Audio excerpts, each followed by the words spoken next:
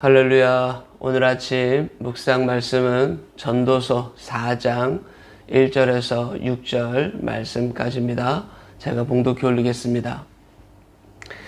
내가 다시 해 아래에서 행하는 모든 학대를 살펴보았도다. 보라, 학대받는 자들의 눈물이로다. 그들에게 위로자가 없도다. 그들을 학대하는 자들의 손에는 권세가 있으나 그들에게는 위로자가 없도다. 그러므로 나는 아직 살아있는 산 자들보다 죽은 지 오랜 죽은 자들을 더 복되다 하였으며 이 둘보다도 아직 출생하지 아니하여 해 아래에서 행하는 악한 일을 보지 못한 자가 더 복되다 하였노라. 내가 또 본즉 사람이 모든 수고와 모든 재주로 말미암아 이웃에게 시기를 받으니 이것도 헛되어 바람을 잡는 것이로다. 우매자는 팔짱을 끼고 있으면서 자기의 몸만 축내는도다. 두 손에 가득하고 수고하며 바람을 잡는 것보다 한 손에만 가득하고 평온함이 더 나으니라. 아멘. 오늘도 이 말씀으로 승리하는 우리 행복한 성도들 모두가 되시기를 간절히 소망합니다. 오늘 전도서 4장을 보게 되면 다양한 인생들을 전도자는 말하고 있습니다. 오늘 본문에는 두 종류의 사람의 인생이 나오고 있지만 오늘 4장에서는 학대받는 인생, 그리고 시기심으로 삶을 살아가는 인생, 그리고 남과 잘 어울릴 줄 모르는 독불 장군식으로 삶을 살아가는 그런 인생, 또한 권력에 집착하는 그런 인생, 다양한 인생들을 말씀해 주고 있습니다. 오늘 이 아침에 우리가 함께 살펴볼 말씀은 학대받는 인생과 시기심으로 인생을 살아가는 인생입니다.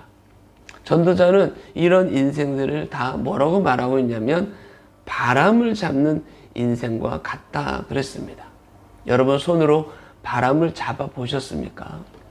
잠시 잠깐 느낄 수 있지만 그 바람을 잡아낼 수는 없는 거죠.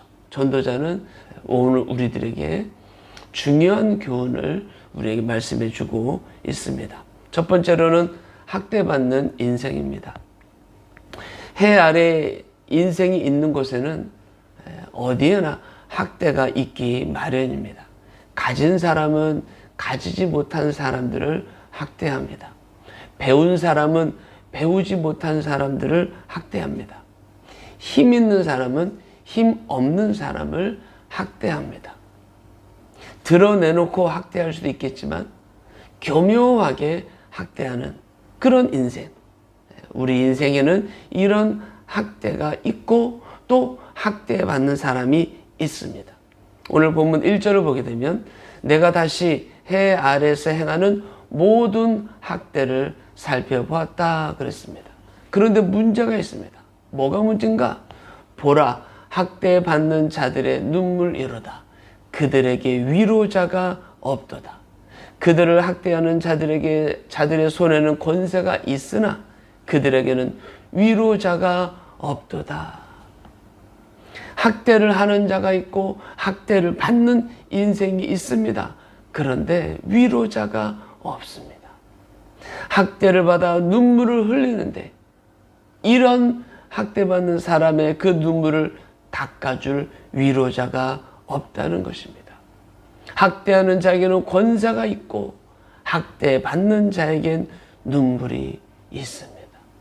여러분 얼마나 비참한 인생입니까? 얼마나 서글픈 인생입니까? 이런 비참한 현실 속의 삶을 살아가는 그 인생을 솔로몬 이렇게 표현하고 있는데요. 2절과 3절 보시게 되면 그러므로 나는 아직 살아있는 산자들보다 죽은 지 오랜 죽은 자들을 더 복되다 하였으며 이 둘보다도 아직 출생하지 아니하여 해 아래에서 행하는 악한 일을 보지 못한 자가 더 복되다 하였노라. 사랑하는 성도 여러분, 우리 인생이 있는 곳에는 악이 있고요, 학대가 있고요, 인생의 무거운 짐들이 있기 마련입니다. 절망적입니다. 그러나 유일한 위로자가 있습니다. 참된 위로자가 있습니다. 그것은 바로 하나님입니다. 우리를 죽기까지 사랑하신 우리 구주 예수 그리스도가 우리에게 유일한 위로자임을 믿습니다. 시편 121편 1절을 보게 되면 성경이 이렇게 말합니다. 내가 산을 향하여 눈을 들리라. 나의 도움이 어디서 올까? 나의 도움은 천지를 지으신 여호와에게서로다. 할렐루야. 주님 앞에 삶을 살아가는 오늘 하나님의 자녀들에게는 위로자가 있습니다. 바로 하나님입니다. 여러분들이 누군가에게 위로받고자 사람을 쫓아다니면 쫓아다닐수록 그건 다 바람을 잡는 것과 같습니다. 주님 앞에 위로받고 주님 앞에 힘을 얻고 주님의 도우심으로 여러분의 인생을 멋지게 살아가시기를 간절히 축원합니다. 두 번째 인생입니다. 이 사람은 시기심으로 가득한 인생을 살아가는 사람입니다.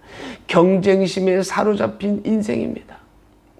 다른 사람에 대한 경쟁심으로 가득 채우고 자기 인생의 삶의 원동력을 경쟁으로 시기심으로 채워가는 인생. 이런 사람의 특징을 오늘 전도자는 이렇게 말하는데요. 4절 말씀 보게 되면 내가 또 본즉 사람이 모든 수고와 모든 재주로 말미암아 이웃에게 시기를 받으니 이것도 헛되어 바람을 잡는 것이로다. 이런 사람들은 수고를 아끼지 않습니다. 재주가 좋습니다. 그런데 문제는 이 사람이 열심히 수고해서 성공한 동기가 무엇이냐면 시기심, 경쟁심. 이웃을 시기하여, 여러분 원문의 뜻을 보면 이 사람은 열심히 수고합니다. 노력을 합니다. 성공을 합니다. 그런데 그 동기가 이웃에 대한 시기심 때문이다라는 것입니다. 동기가 불순합니다. 그에게는 이웃에 대한 시기가 있습니다. 다른 사람이 나보다 잘 되면 안 되는 그런 시기가 있습니다. 이웃이 잘 되는 꼴을 보기 싫은 것입니다. 그래서 이웃을 짓밟기 위해서 무리하게 경쟁합니다. 그런데 그렇게 해서 성공한들 무엇하겠습니까? 성경은 이런 인생을 이렇게 말합니다. 이것도 헛되어 바람을 잡으려는 것이로다. 바람을 잡는 인생. 사랑하는 성도 여러분, 우리가 사는 세상엔 경쟁이 끝이 없습니다. 끝없이 경쟁하며 살아가는 인생이 오늘 우리의 인생입니다. 잡아도 잡히지 않는 바람과 같습니다. 그렇습니다. 시기심으로, 경쟁심으로 자신을 혹사시키는 그런 어리석음을 우리는 그쳐야 할 것입니다. 그러면 여러분, 그렇다고 반대로 삶을 삽니까? 그렇게 살아도 안 될 것입니다. 오늘 5절을 보시게 되면 우매자는 팔짱을 끼고 있으면서 자기의 몸만 축내는도다 그랬습니다. 남과 다투기 싫다고 해서, 경쟁하기 싫다고 해서 손을 거두고 일하지 않는 사람, 이런 사람은 게으른 사람입니다. 솔로몬은 이런 삶을 가리켜 우매자다, 바보 같은 인생이다, 이렇게 말하고 있습니다. 왜 그렇습니까? 자기 살을 먹기 때문에. 따라서 사랑하는 성도 여러분, 이 시기심으로 인생을 살아가는 그런 인생이 아닌, 내 앞에 누군가를 세우고 사는 상대적인 삶이 아닌 하나님 앞에서의 절대적인 삶을 살아가는 오늘 우리 모두가 되시기를 간절히 소망합니다. 우리를 사랑하시는 그 주님의 사랑 앞에서 나 자신을 더욱 아름답게 가꾸어가며 누군가를 향한 경쟁심으로 자기의 삶의 근본 원동력을 삼지 말고 나를 죽기까지 사랑하신 주님 앞에 내가 가진 그 모습 그대로 하나님의 기쁨이 되기 위해서, 하나님의 영광이 되기 위해서 삶을 살아갈 줄 아는 그런 인생이 되어야 할 것입니다. 이것은 바람을 잡는 인생이 아닙니다. 고린도전서 10장 31절에 말합니다. 그런즉 너희가 먹든지 마시든지 무엇을 하든지 다 하나님의 영광을 위하여 하라. 여러분, 누군가를 이겨야 하나님의 영광이 되는 거 아닙니다. 누군가를 이기려고 애써야 그것이 하나님의 영광이 되는 것 아닙니다. 다른 누군가보다 더 많이 벌어야, 더 많이 가져야 하나님의 영광이 되는 것 아닙니다. 하나님은 우리들을 그렇게 보고 계시지 않습니다. 그렇습니다. 죽기까지 나를 사랑하신 우리 주님의 사랑 안에서 자신을 가꾸고 나를 향한 그분의 뜻을 구하는 자로 하나님께 영광을 돌리는 삶을 살아가는 우리 행복한 교회 성도들 모두가 되시기를 주님의 이름으로 축원합니다. 누군가를 이기기 위한 삶이 아니라, 질투와 시기로 빚어지는 삶이 아니라 하나님 앞에서 자신을 가꾸어가는 삶을 살아갈 줄 아는 오늘 우리 모두가 되어야 하겠습니다.